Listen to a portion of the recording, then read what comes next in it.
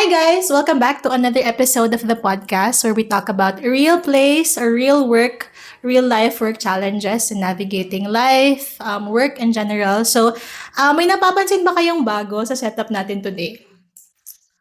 Uy, parang bago yung setup. Nagtago yung guest. Parang bago yung setup natin. Very special kasi yung guest natin. So, Wow. syempre, so here we have, he's been with UAS for 1 year, and he's been leading teams and different people for years now. And he is the CEO of Nextbit, the newest venture of UAS. I'd like to introduce a leader, a CEO, a visionary, Sir James Alcantara. Wow. Grabe yung Welcome to the introduction. podcast. Thank you Syempre, so special yung much. guest namin. Thank you so much. So, Thank you kailangan guys for special inviting me Right. sa podcast nyo. So, how are you, sir? Kumusta naman? Now, siguro we're busy kasi we've been preparing a lot of Right. documents, a lot of processes within terms of Nextbit Tech Philippines kasi nga we're about to launch our first product which is ito, nakikita nila. This is NextCard. So, it's an experience for me since I have a small team pero it's fun. Software. Wow, sir, wag mo kaming kakalimutan. Hindi Big time naman. na, ah. Sino ka ulit? Hindi, joke lang. Pinalimutan ako na, sir. Pero yun, speaking of, ayan, since this is like a kind of a revolutionary thing Yes. for the Philippines, and today we're actually going to talk about something revolutionary. So how do we navigate biases and favoritism in the workplace? In your own definition or in your experiences terms, how do you define biases and favoritism in the workplace? I think we just need to set the tone right now within terms of biases kasi people has this connotation na when you say bias, it's already negative.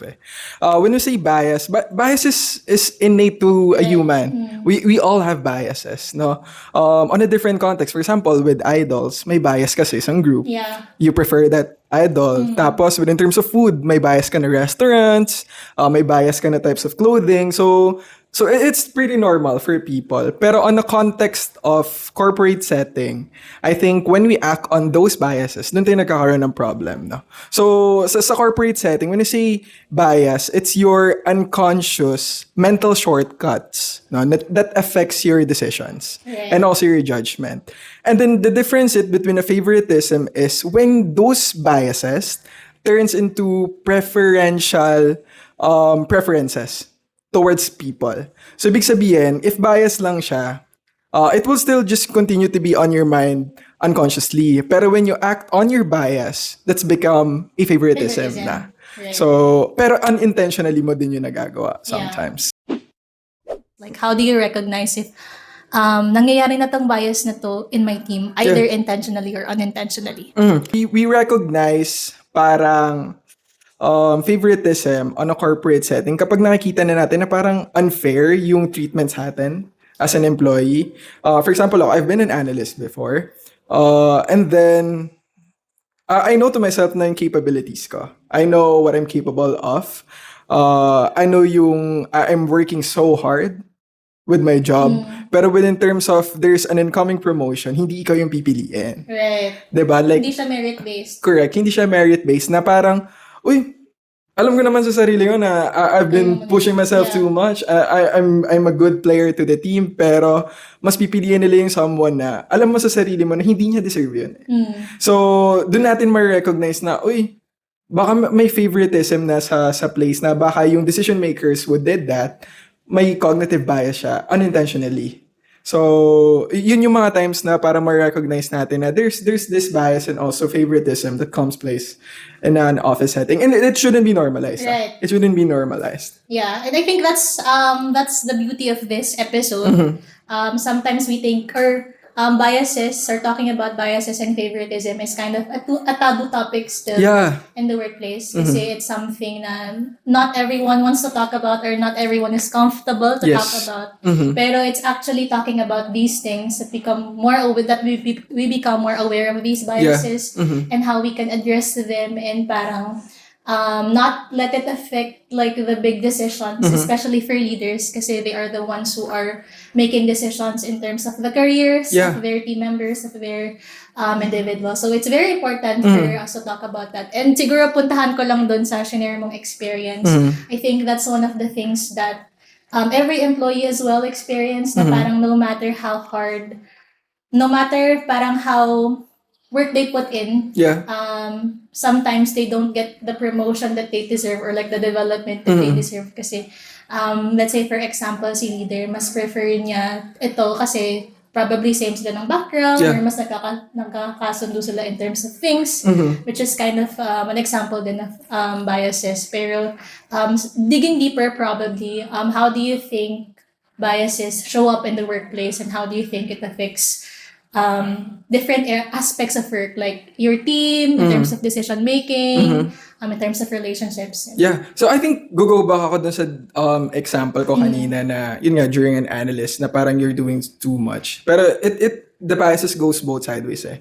It doesn't just happen between the leaders. It also happens between all of the employees in the company, which is supposedly not normal. Kasi for example, very subjective kasi yung example ko kanina na I've been pushing myself to my limits, na nag-add ako ng value sa team.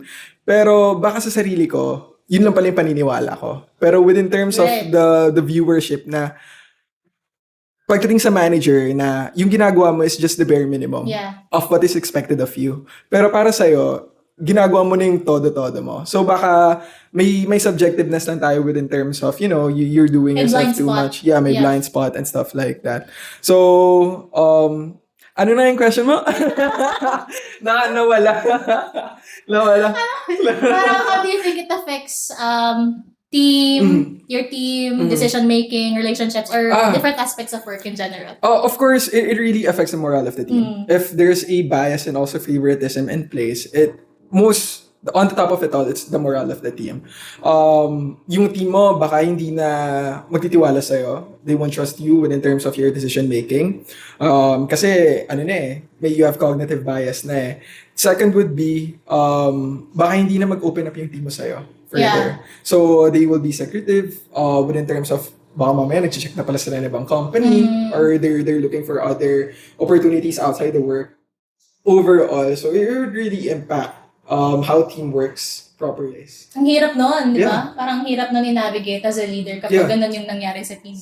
And I also just wanna go back to what you shared a while ago na kapag biases and favoritism exist in your team, nagiging silent na sila, which I think also kills collaboration. Correct. Yeah, which is kind of important, especially if you're in an IT company or in a company that values innovation and creativity. So of course, you want your team to be always speaking up their ideas, their insights, their perspectives, kasi that's very important for you. Ayun nga, di ba nasabi mo kanina, sir, na one of the things that you value personally is growth and development. So I think that's also very important. And speaking of that, or probably just going into how you are as a leader, like what are the types of, do you have any systems or practices or habits that you practice just to ensure that there is fairness in terms of feedback, in terms of development and consistency in your... So within terms of the system, I think it always starts with you as a leader. No?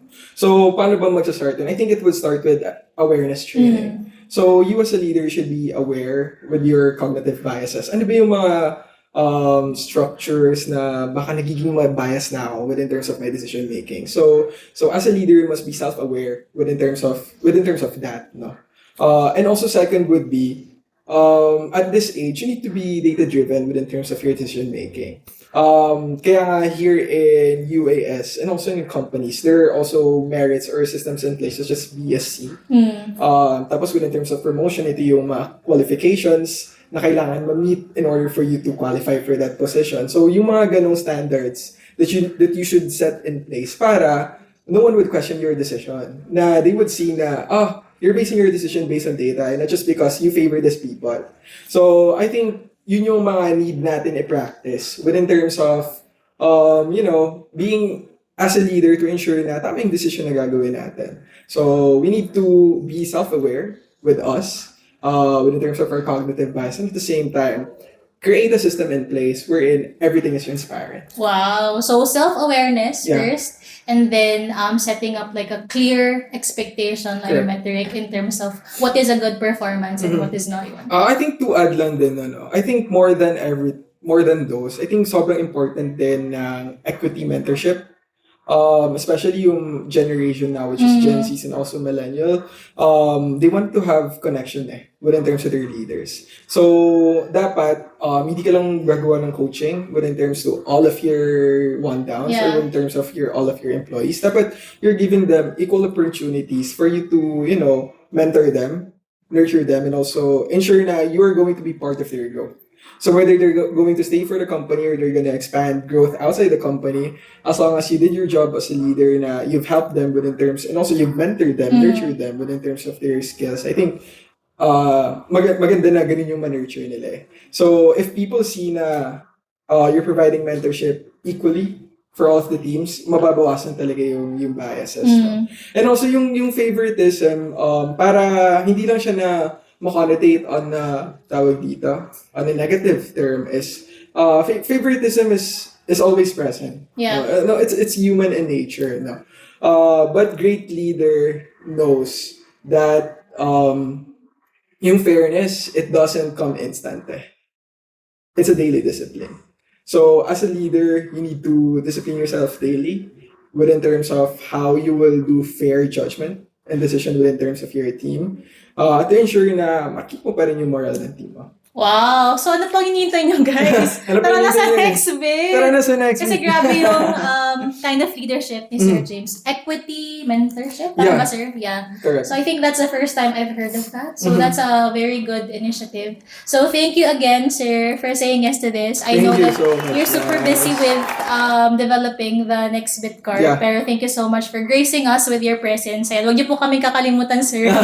Hindi, syempre. Kasama niyo na si Elon Musk at iba pang big IT leaders. That's big word. Pero hopefully. Malay mo, sir, hindi mo alam. You never know. Bilog ang mundo. Ayan. So, Correct. thank you so much again. And I hope, guys, may natutunan kayo kasi sobrang dami kong natutunan. Not just in terms of how to navigate biases but basically how to be a leader that ensures fairness and consistency. Yeah. So, thank you so much again, sir. So, anything that you'd like to share with our guests, or with our viewers, or listeners, or subscribers? Yeah, thank you so much, L&D team. I'm really a fan of your show. I always watch it kapag meron kayong new uploads and also on YouTube, no? And finally, actually sinasabi ko ngayon sa team, kailan kaya nila ako kailan kaya nila ako igigis sa Dapat last time, sir, yung sa podcast across, nila, no? how to lead across generations. Yeah. Yan, yun sana. Pero Yeah. hopefully this will not going to be the last. Tapos, you guys, siguro kunin ko lang din tong airtime na to promote Nextbit Tech Philippines. So, Nextbit Tech Philippines is also now being active in the social media. So, meron namin Facebook, we have TikTok, we also have Instagram. So, that's at Nextbit Tech PH. So, you can search there. And also, itong bagong product namin, ilo-launch namin to by December.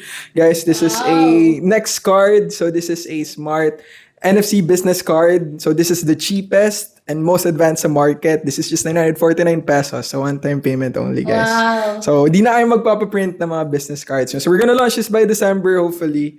You guys have some viewers that can watch and also buy some of our products. Wow. So, yun lang. So, make sure to follow Nextbit Tech Philippines, Nextbit Tech PH on Facebook, Instagram, and also on TikTok. Tapos, next card. Yeah. Thank you so much again, Sir Thank you James. so much. Of course, for sharing with us na biases is something that always is present, but what we do about those biases in terms of how we act, how we interact, how we decide for our team members is much more important than it is. Thank you so much, sir. Thank you so much, guys. Thank you. Bye. Bye, guys.